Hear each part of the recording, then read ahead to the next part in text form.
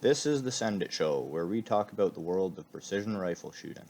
We are not experts, our show is based off our opinions, which are always subject to change and evolution.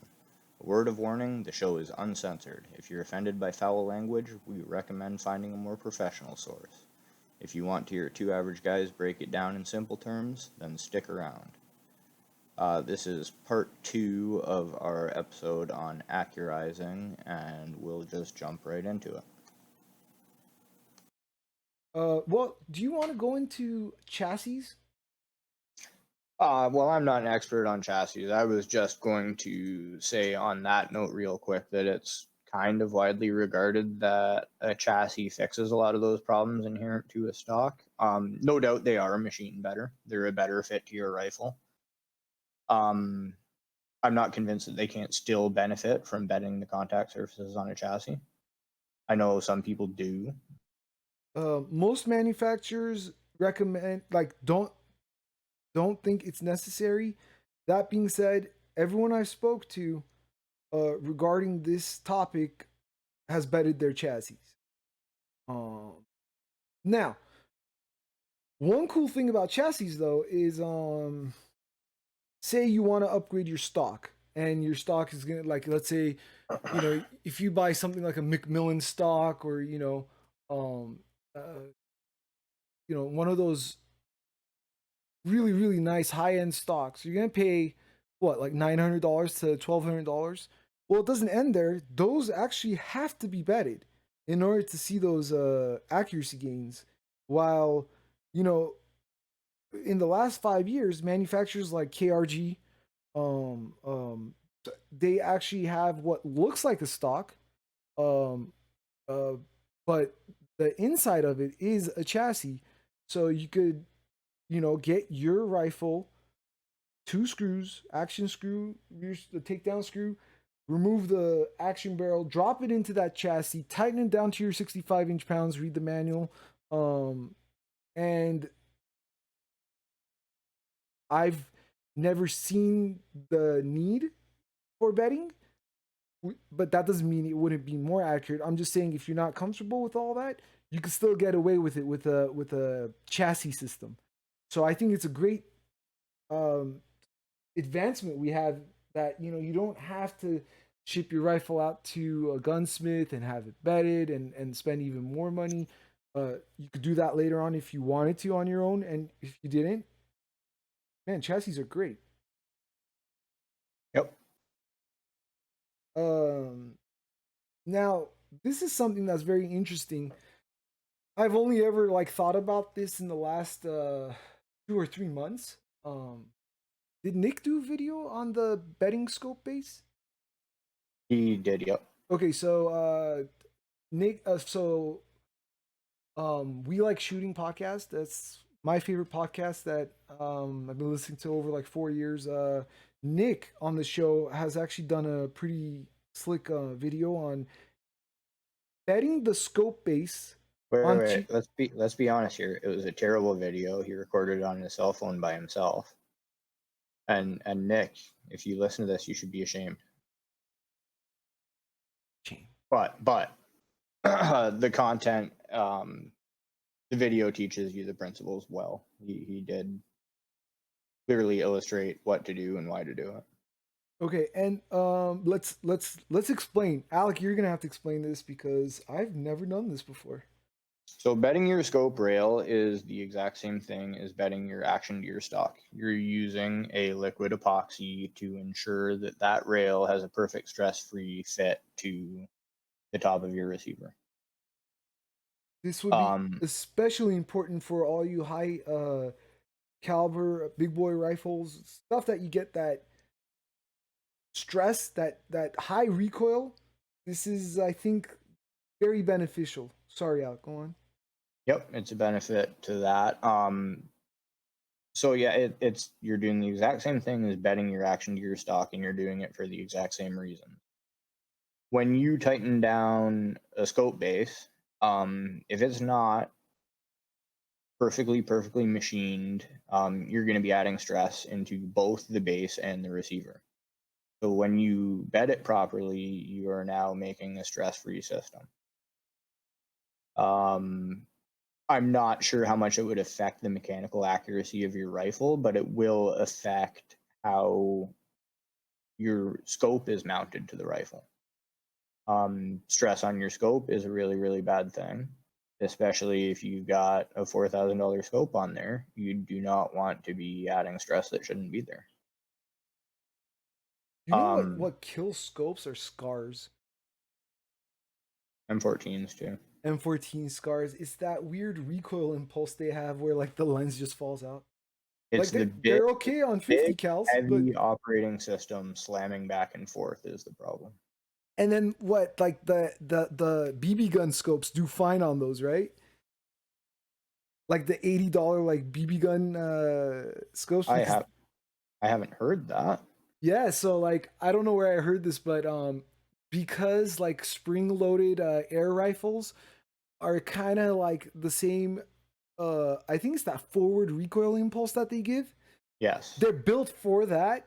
So it's not necessarily that they're more durable, it's just that they're built for that kind of they're absorbing that bolt slamming home. yeah, so That's like a funny. $4,000 scope could go down, but your $80 Simmons is good to go. I haven't heard that, but it makes sense. Yeah, right? Um so many things that Huh, you hear, like and you're just like, why? And then you start reading into it and it's interesting. for sure. What about okay, well I have an opinion on this. I'll let you start with it. Lapping rings. Okay, so Lapping scope lapping rings. lapping rings ties directly into betting your scope base. You're doing the same thing. The idea is you take your scope rings and say you've got 30 millimeter rings, you will have a 30 millimeter rod. Yeah, I feel like Roden's just letting the Dude, I had a 4-hour migraine and I don't know how I'm here right now, so my brain is operating slower than usual, which is pretty fucking slow, so I apologize. yeah.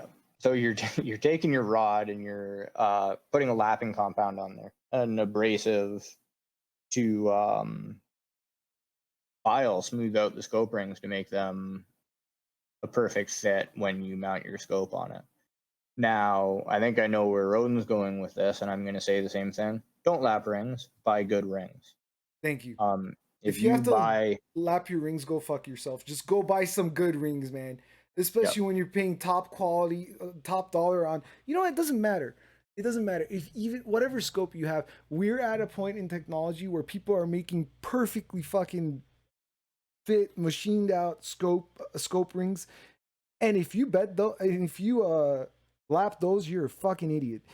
These people are putting tolerances that are like more perfect than you're ever gonna do. Stop what you're doing. Buy high quality scope rings. Install your scope and call it a day. yep. Buy precision rings. They'll be machined from one solid piece of aluminum or steel, whatever the material is, and they'll be as perfect as they can get. There is no need, and you should not attempt to lap those rings. Yeah, don't fucking do it. If you feel like you need to do it, get those scope rings, throw them in the fucking garbage, okay? Spend a little bit of money like you did on your AR-15. That's like $3,000. That was the fourth one. You know, spend your $200. I'm sorry. It's going to hurt for a second. Like, we're talking about precision shit here, okay? One thing about the precision world is there's no cheating it. You get what you pay for. No one is going to give you $50 rings that are going to be as equivalent to a $150 set, a $200 set. I'm not saying you have to go spend a $450 spur mount, although if you did, I'd be like, sweet. You don't have to. But dude, seriously, throw your throw your dovetail fucking I can't get into this. I'm gonna be such an asshole. Be such an asshole when it comes to this. If you need to lap your rings, throw them away. Or recycle them if you're from California and you think throwing away is offensive. Uh Trigger upgrades. All right. So there's two things I'm very fond of glass and triggers. Bond. Um, Just call it what it is, bro. You're a snob. Snob. No, I will admit it. I am a fucking snob when it comes to those two. Um, Trigger upgrades, man. Yep. How many rifles do I have? How many long range rifles do I have, Alec? One. How many how many scopes do I have? How many what? Scopes. Uh, fuck, I don't know. 4? We're at 3. We're at 3. How many triggers do I have? It's like 10. I don't know. Fuck, I lost count, man. I don't know. Hey, you know what? It's true. It's true. There are certain triggers that are just excellent. Um, there are certain triggers that are excellent, but not for me. There are certain triggers that are maybe not that great, and I like them.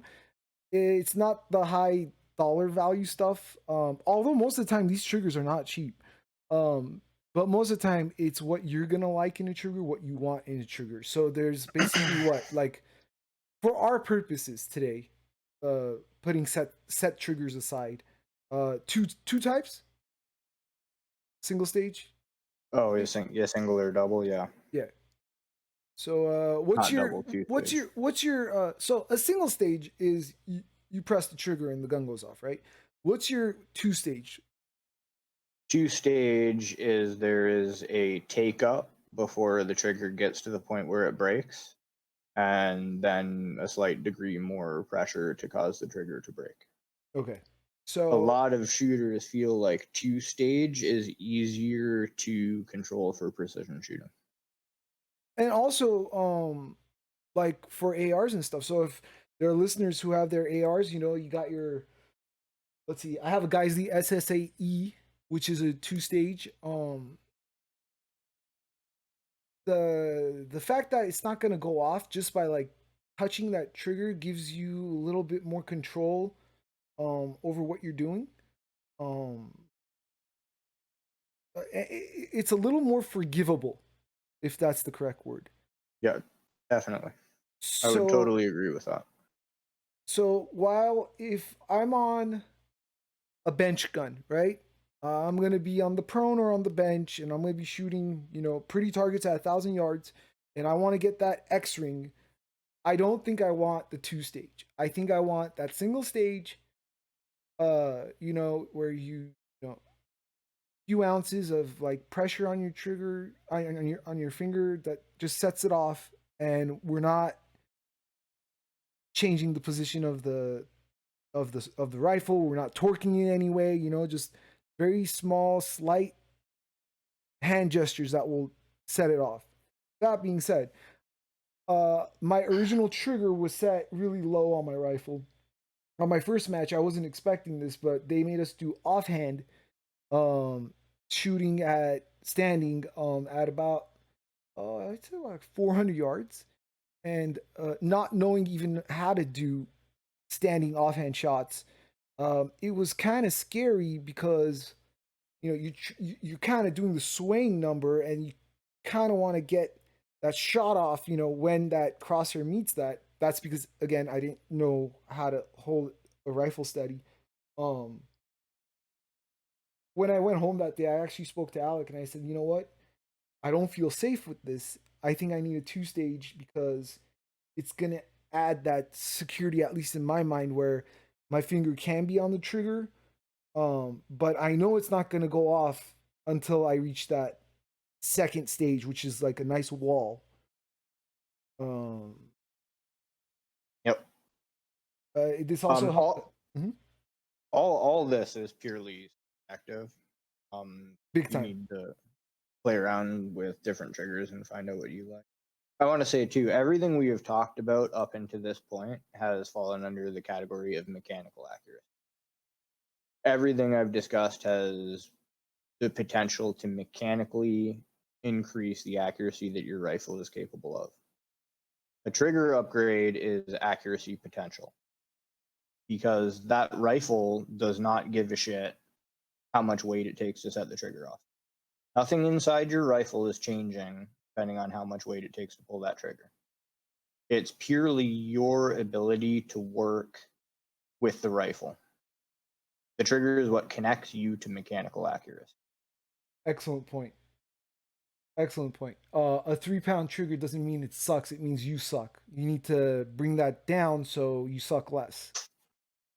Yeah, yeah. I mean, that's not untrue. You would rather have a 3 pound trigger with a good, clean, crisp break than a 1 pound mushy, squishy, inconsistent trigger. Very good point. A light trigger doesn't always mean it's a good trigger. I've seen some very shitty light triggers. Yep. Um, Good names in the game are Timney, Jewel, Trigger Tech. These guys are kind of the leaders in your high-end triggers. Yeah. Triggers can get wildly expensive. There's Bix and Andy. You know, some of the trigger techs are more expensive than some of the rifles you're gonna put them in. What was it, the 22? Well, no, I guess it wouldn't be, but like, the new Bergara 22s are based on the Remington Action, which means they could take Remington Action based triggers, and it's a 22 at the end of the day, but you could potentially drop a $300 Trigger Tech Diamond trigger on that, Well, I've got a kid trigger on my 1022. A kid trigger costs almost as much as a factory 1022 does. In Exactly. fact, a kid 2 stage does cost as much as a factory 1022. Maybe more. Maybe more. Maybe more. The interesting thing about triggers is they come out with those binary triggers, which I think are really cool, like the Franklin Armory. Double And tap trigger. yeah, I find it so interesting that, like, what's the 1022 one going for? Like $400 or something, $500, or I don't know what it is, but no one bats an eye. No, that's so cool. But a high dollar optic. You want me to spend what? Like, no, it's okay to spend $400-$500 on like on. It's not even precision at that point. It's like a pseudo automatic, but um, God forbid we spend money on scope rings. No, no, no. Let's not do that. We could buy 4 more rifles with that. You can tell this is a point of contention for Roden. Yes, yes. Okay. Lock time. That's an interesting one. Lock time is another accuracy potential upgrade. Your rifle does not give a shit how long it takes between the trigger breaks and it goes off. It will be as mechanically accurate as it is one way or the other. I should specify. Lock time is the amount. Lock time is the amount of time between when the trigger breaks, the firing pin strikes the primer ignites, that bullet goes on its way. That's lock time. The shorter the amount of lock time, the more likely, maybe I'm saying that backwards. The longer the lock time, the more likely you are to make a mistake pulling that trigger, shooting the rifle. So after you pull the trigger, there's going to be a certain amount of time that it's going to take for that firing pin to hit home. What Alec is saying is the longer it takes for that firing pin to hit home, there's more potential for the human part to cause an error to shift the point of aim during the firing, which will throw off your shot. Exactly. We're talking about microseconds here, by the way, guys. This is like not like a hang fire. This isn't like a musket where it's like click, bang. This is like microseconds of like you can't. An imperceivable amount of time. Yeah, you might be able to get with one of those high-speed cameras or something, but yeah, you could. This is fast. This is pulling the trigger like fast. Yep. But it is an amount of time, and it does have an effect on, potentially have an effect on your ability to shoot that rifle accurately. Oh, humans are very good at fucking things up. You'd be surprised how fast we could do that. I am shocked daily. We're very good at that. We're faster than milliseconds of fucking something up. So firing pin spring upgrades, there's companies that make them. You can decrease your lock time. David Tubb has a speed lock firing pin system. It's a lighter pin and an increased pressure spring. This will decrease your lock time and potentially enable you to shoot better. It's particularly beneficial for offhand shooters because you're more likely the shot's going to be more true to when you break that trigger if your lock time is decreased. Word of caution here. You're decreasing your spring tension, which may potentially have light primer strikes. You're typically increasing your spring tension, but you Oh, are is that right? decreasing your firing pin weight, Oh, okay. Okay. which could potentially, yes, lead to light primer strikes. When you increase your spring tension on the frying pan, did you find the bolt to be more difficult to lift? Like You this. know, I don't know if I had that in there long enough to notice. Okay. We were talking about Um, this yesterday, and I had one light fire um primer strike. primer strike. I'm sorry. My No brain's worries. like really not fun. And my buddy was asking if I did any upgrades to my, I told him I've never touched my bolt as far as that goes, but he told me he had lightened up his spring in order to decrease the amount of weight as far as uh, running his bolt, which in turn caused issues. So I I was could just see wondering. that. In my case, um, I'm not a gunsmith. I just play one on my kitchen table. I installed David Tubbs system in my Winchester Model 70, and I took videos, I played with it. I felt that it definitely did decrease lock time. It was a faster, um, but the increased weight of the spring seemed to increase my trigger pull by a full pound, and I was not able to tune it any less than that. And then I took that system out. Right. So at that point, you gotta because this is what do you call it? A mechanical no Accuracy accuracy potential. potential. Because it's an accuracy potential, you gotta ask yourself because you're the one who's gonna make the difference. Would you rather have uh uh uh Faster decreased lock time faster or lock lighter time or a trigger. lighter trigger? Because you're gonna determine which one is gonna make you more accurate. I personally would go with lighter trigger. Other Yep. people may go with something else. And maybe other platforms will also have a trigger that you could set lower while having that system in it. So who knows? Yep. And maybe like if I was more of a gunsmith, I could have dialed it down more. It might be something I will re-examine in the future. Like with a spring or something? A lighter trigger spring or I don't. There could have been other factors in there that I was not aware of. I mean, I don't know. yeah, I'm and not. Go ahead. just throwing it out there. Don't when you're upgrading parts. At least for the time being, I'm not gonna be the guy who's gonna be your parental like do whatever the hell you want. I really don't care. But seriously, if you're buying a trigger from someone, if you're just follow their instructions, don't cut springs, don't do anything. Yeah. I don't care about your safety. It's more that you're probably going to ruin something and then you're going to have a difficult time finding that spring. Again, you're an adult, you make your decisions. If you don't know what you're doing though, um I care about the people safety around you. So just don't fuck around for the time being, and if you're gonna do something make sure you know how to do it.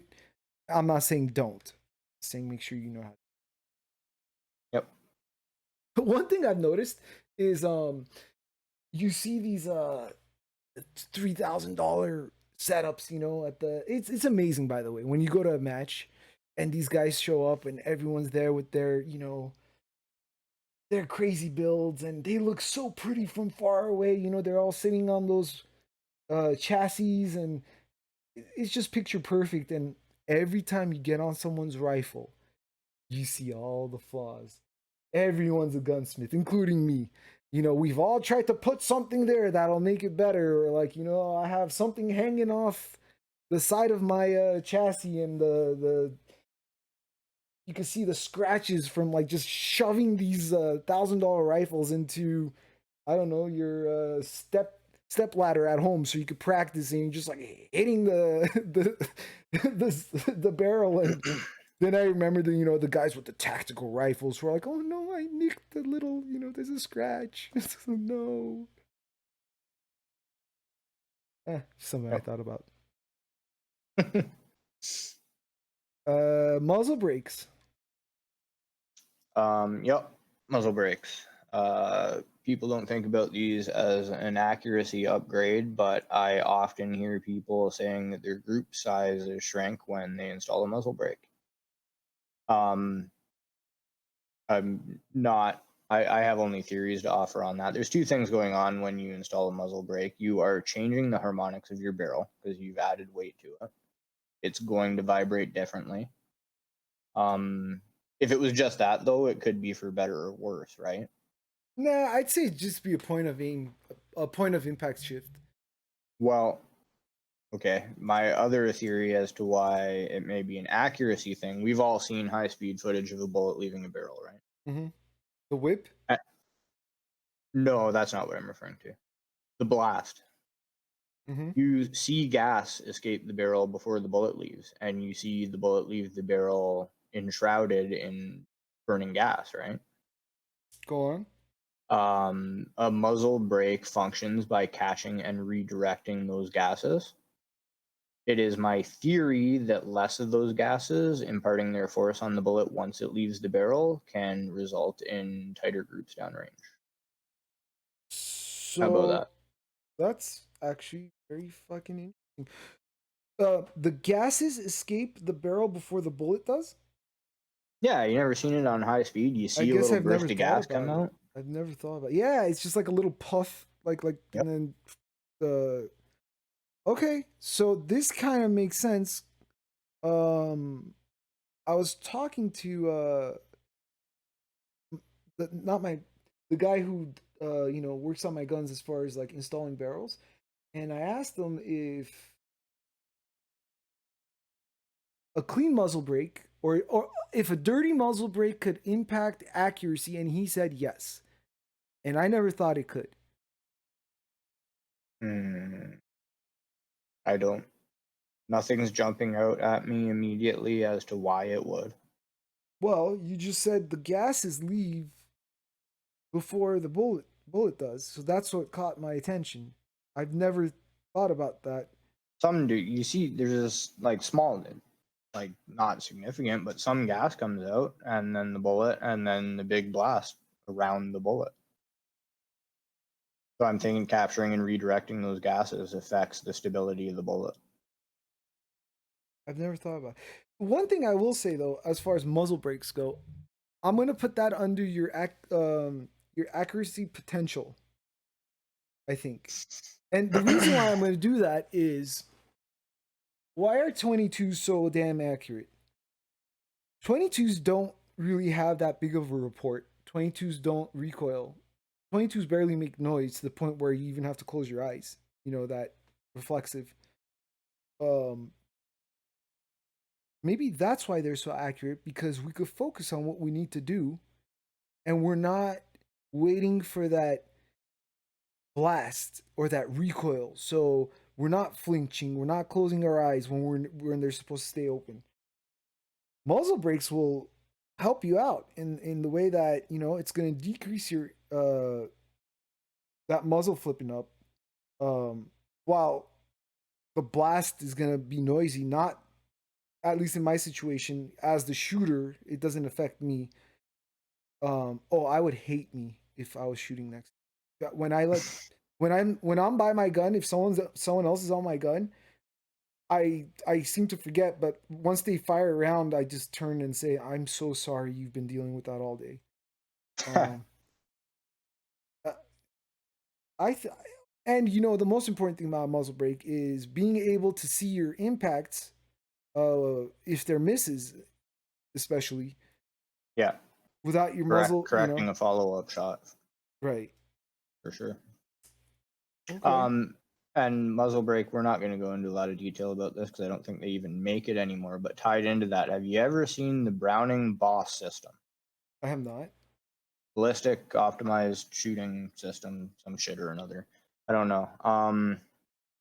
It's a steel tube on the end of your barrel that looks kind of like a suppressor. It's not nearly as big as a suppressor. Mm-hmm. But it's a system that has, so you've got a threaded barrel, you've got a lock nut, and then you've got this tube. And the idea is that you can tune the harmonics of your barrel by adjusting how far down or up that tube is screwed onto your barrel. Interesting. It was a huge thing back a long time ago. Browning, I mean, of course they did, but Browning called it the most innovative thing to come out to firearms, blah, blah, blah. From what I've heard, it works, man. And so you'd get this device and you'd get a chart with what bullet are you shooting, what grain weight, and it would tell you how far down to screw this device. And it was a weight on the end of your barrel. It allowed you to tune your harmonics. Very interesting. Can you what's it called? The Browning? Boss, BOSS. Does it look like Ballistic a can? optimized shooting system. Kind of. It Do you think picture like maybe a that's why they got rid of it? Like, do you think it's like ATF deemed it a can or anything like that? Or no, I no? don't think, because they had two versions. They had one that just looked like a can, and then they had one that looked the same, but it had a muzzle brake portion in the Now, middle. I think that it must not have actually worked all that great because I feel like it would be a thing. Like it would be part of our vernacular if it was that amazing. Or maybe there just wasn't the demand and it faded out before precision shooting became popular. yeah, I Look into mean, this thing, dude. It's interesting. no, I want to. I want to. I'm still under the. I still feel strongly that something that's off the end of your rifle is definitely gonna change your point of impact. Yeah. I don't know what it does to act. Okay, you know why? Um, uh, there there are countless number of people that run cans or suppressors during matches and stuff. Um, fuck, that's hanging off the end of your rifle. Yep. It while it does change your point of impact, I don't think it does anything to your accuracy. I have heard that they can increase accuracy, and I'm going with the exact same way a muzzle brake increases accuracy by capturing that blast gas and taking it away from the bullet as it leaves the barrel. Okay, well, I could go with increase of accuracy. I could go with that. Yep. One cool thing is though, that, like some ballistic solvers, what you could do is you get your zero, and you could also do an offset would be the zero of your rifle with said attachment. So you wouldn't do this with like a brake as much, but you probably do it with a can. So like Right. without a can is this, with the can it's this, and so you could set it to like, okay, I'm running my can now, and it'll give you your dope accordingly. Right. Yeah, it's really cool. So this Uh, boss thing, actually, I just remembered. One of the ideas of it is if you're reloading for precision, hmm? one of the things you're trying to do is tune your ammo to be copacetic with the harmonics of your barrel, right? Ooh, yeah. So loading is another one. We forgot to write that. Okay, go on. So Browning said, and again, of course they did, but their thing was now that you can change the harmonics of your barrel, you don't need to load develop. You can tune your barrel to your ammo, not vice versa. That is very, very interesting. So Yep. basically, you could find the muzzle velocity that you like, and even if you're not getting good groups, you don't have to change that because you could achieve it with this system. That is their Theoretically. thing. Yep. Okay. Yep. Like I said, I don't know if they even exist anymore. Nobody's gonna go out and buy this thing. I just wanted to talk about it because it's cool as fuck. That is cool. What's truing? Truing and blueprinting, same thing, different words, is something a precision rifle smith will do when you rebarrel. They're going in there and making sure that everything is squared away 90 degrees, all contact surfaces are lapped and fully polished, maximum contact in all your critical areas. So your bolt lugs, the breech face will be cut at a perfect 90 degrees. The barrel, they'll recut the bolt face to a perfect 90 degrees. So everything is perfectly 100% squared away, as good as you can get it anyway. Okay, so I think that's pretty cool. Because look, not everyone is gonna be able to. Okay, going off just a first time buyer. If you get, let's say, a Remington 700 action, your factory one, I would almost, I would almost be on the school of spend money on your glass because there's no upgrading your glass. Upgrading your glass means buying new optics. But see, if you bought a Remington off the shelf, you can potentially make it more accurate by, sending it out to the smith and getting it trued. Yep. Or say you got, I mean, I could see too, you got your granddad's Remington 700 and it's got, why am I totally brain farting on the word road and help me out here? It's got What gives you the feels? or it gives you sentimental. Sentimental. Or it gives you the feels. I'm like, what feels, bro? Hold on, let me write this down. I gotta practice that. Sentimental value, but Jesus. say it doesn't shoot that great, but you'd like it to. It's something to consider. I guarantee your granddad's Remington 700 shoots better than the 700 you have now. That's fair. Never hear me Let argue the that. hate mail begin. My Remington 700. Okay.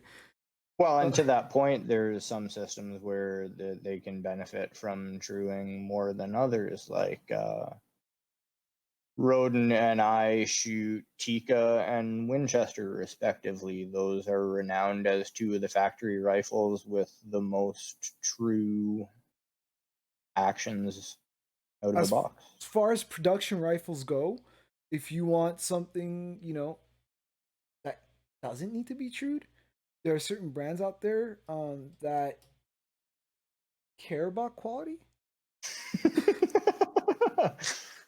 No, seriously though, like Remington knows, they know, everyone knows, come on.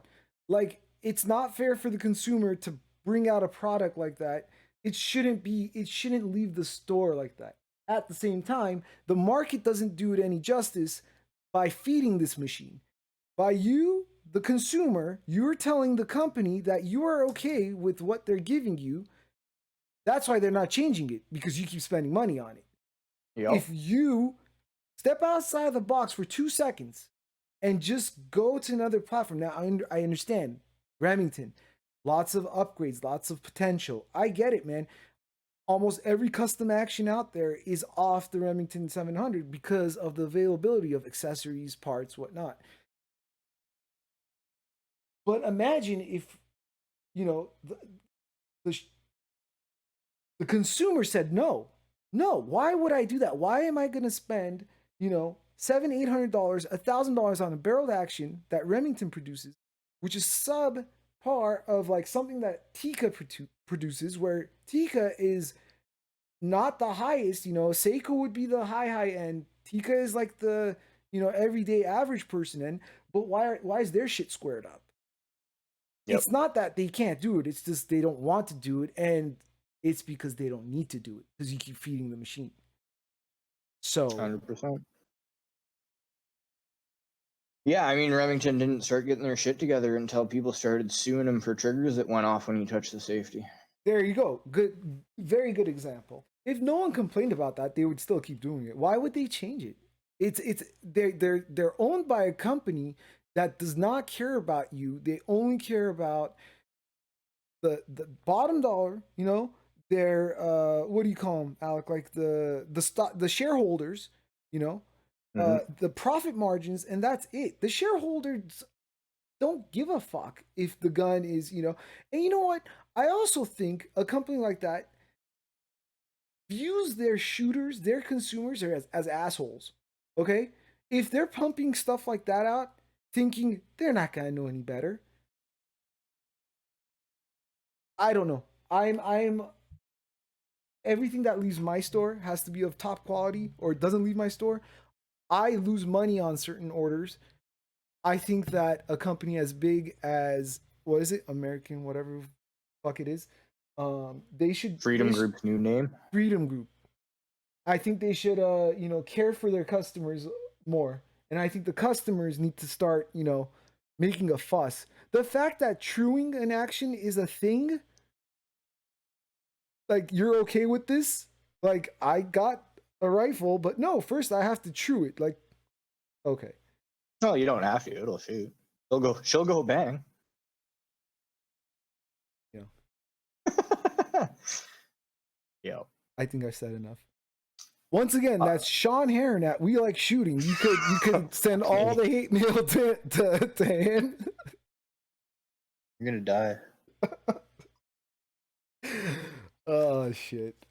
No, the Send It Show at protonmail.com. Just send it, show. Jesus Christ. I know. So it's JUSTSEND. What? No. Just Send It Show? Send it, show. Send it, show at protonmail.com. And why are you adding words, bro? I'm an idiot. Thank you. Thank you for pointing that out. Damn it. Hand lapping. Hand lapping lapping. barrels. I'm just gonna touch on this real quick because I'm not super well versed on it, but my understanding of hand lapping barrel is a procedure that can be done in lieu of re-barreling. If you got a barrel that doesn't shoot great, but you haven't shot it out yet, there are smiths that will run a bit, like on a mandrel, through the barrel to smooth it and polish it out.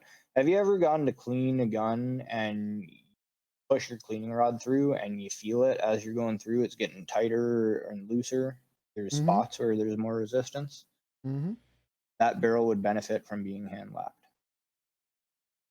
I've never heard of hand lapping after a rifle's been shot for like a while. So you're saying if you have a rifle that's been shot, right? How many times has it been shot? Like, has it been shot or is it like in the beginning life of the barrel? So where I heard about this specifically was a gunsmith was a guest on another podcast, and he made it sound like he'd do it to any barrel. Okay. Like if he was building a rifle, if he was working on a rifle, like hand lapping is an option, something you can. Okay. There's also fire lapping. I absolutely hate the idea of this, but apparently you can get bullets with a grit to them and fire them down your barrel as a way of trying to smooth it out. You know what? If it wasn't for the person who makes this product,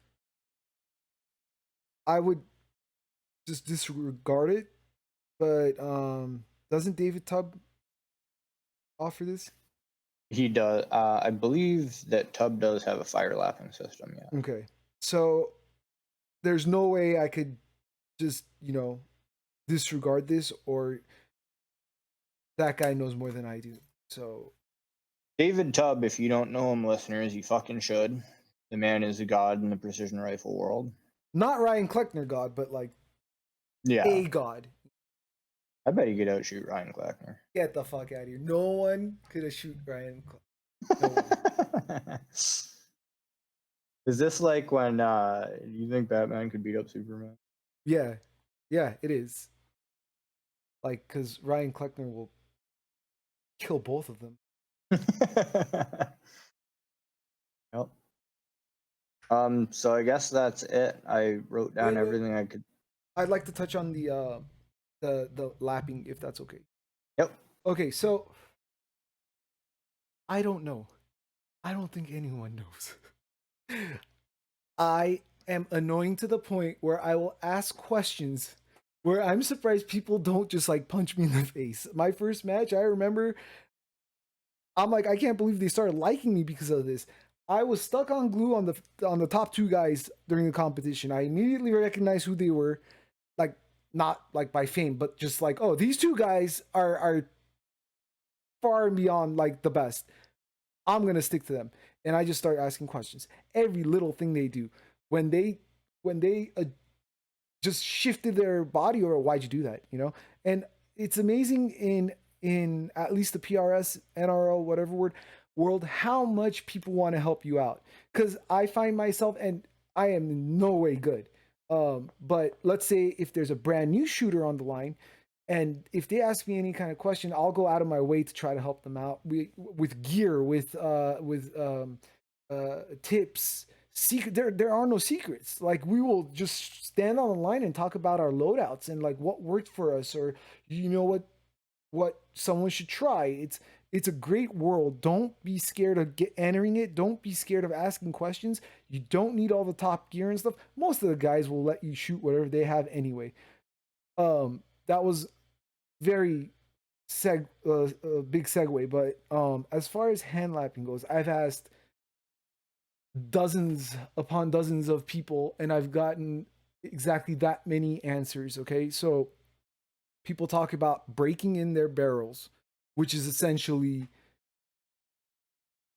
polishing or lapping, you know, their barrels.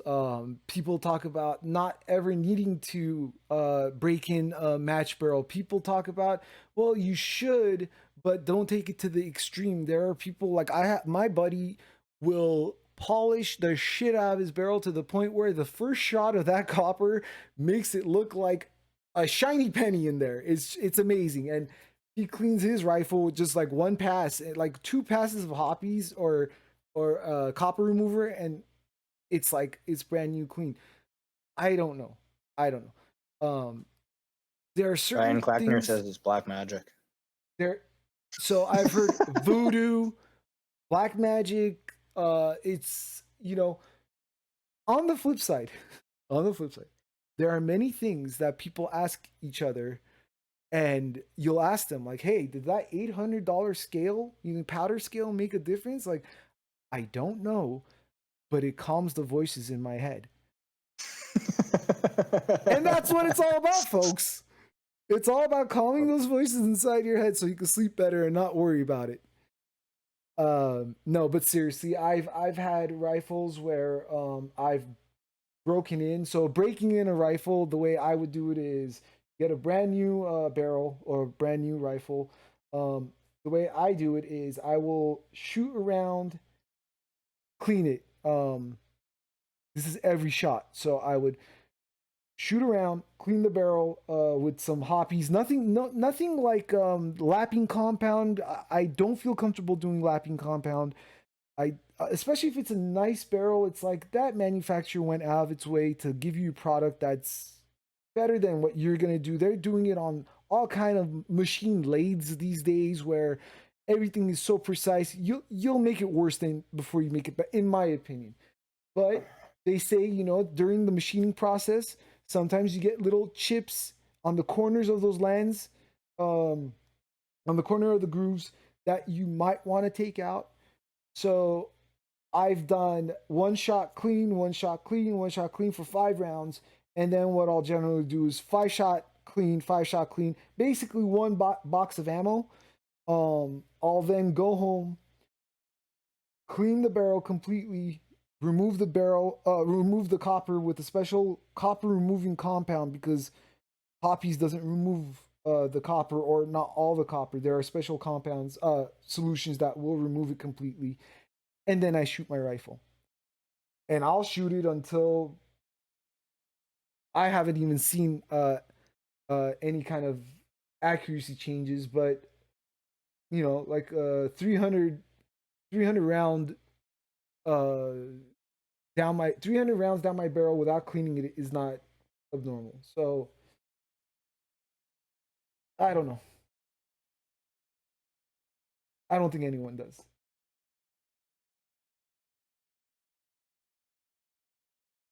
Either you're thinking something or you have nothing further to say.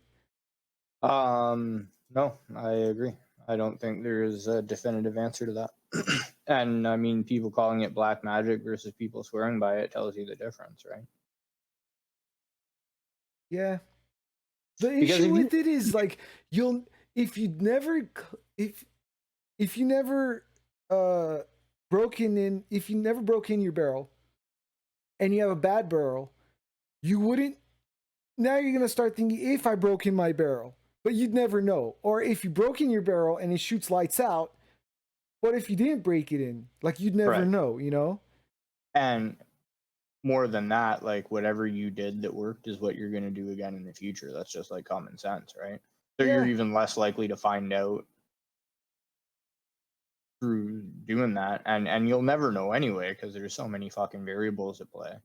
right. And are you gonna risk your $700-800 you just like dropped on a brand new barrel to prove a point? No, you know it worked that last time, so you're just gonna repeat, you know? Yeah. Interestingly, the White Oak Armament, they make barrels. I'm not sure if they make barrels for other platforms, but definitely for ARs. That's what I had put in my DMR build. Um, their thing was get the rifle, clean it out before you go to range. The barrel, go shoot it 50 rounds. Stop, go home, clean it out. You're broken in. I don't know.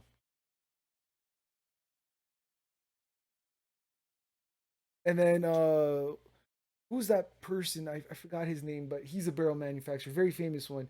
And he was saying, do not touch it. Like, I've done more than enough work in there, uh, more precisely than you will ever do. You paid for this. Don't fuck with it. Not in those words. Those are my words. So I guess that's all we've got on Accurizing. Yep. Okay. Betting. I want to harp the betting. Betting is important. Yeah. Okay. So if you have any questions, what's the email, Alec? Send it show at protonmail.com. All right. And we'll catch you guys on the next one. Yep. Later.